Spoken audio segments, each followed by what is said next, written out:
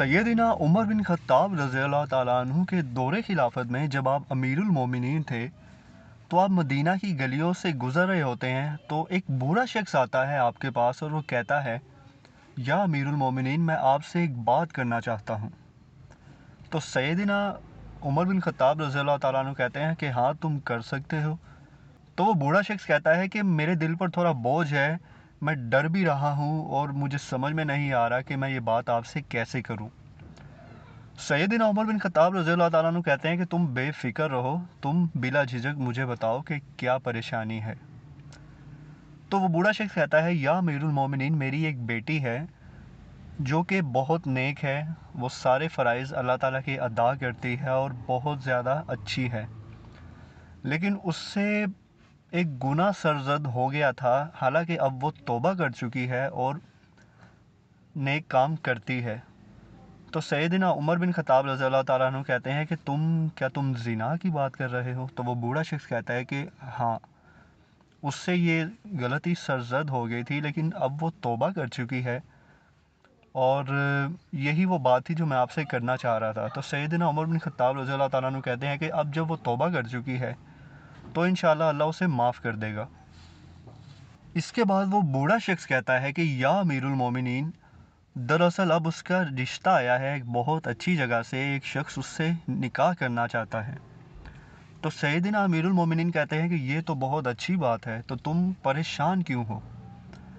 वो शख्स कहता है, या अमीरुल मोमिनीन, क्या मैं उस शख्स को अपनी बेटी के उस गुनाह के बारे में बता दूं जो उससे हुआ था। तो इस पर अमीरुल मोमिनीन सैयदना उमर बिन खत्ताब रज़ियल्लाहु ताला अन्हु गुस्से में आ जाते हैं, बहुत ज़्यादा गुस्सा करते हैं और कहते हैं कि तुम वो बयान करना चाहते हो जो अल्लाह छुपा कर रखना चाहता है। तो वो शख्स डर जाता है, वो बूढ़ा आदमी, तो वो रोने लगता है।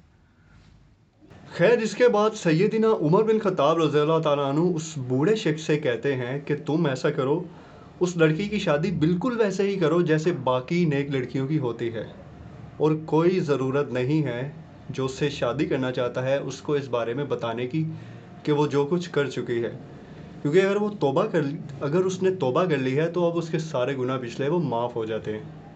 इसके बाद वो बूढ़ा शख्स सैयदना उमर बिन खत्ताब रज़ियल्लाहु ताला अन्हु के सामने रोने लगता है और उन्हें कहता है कि या अमीरुल मोमिनीन, आपको नहीं पता आपने मेरी कितनी बड़ी परेशानी जो है वो हल कर दी है।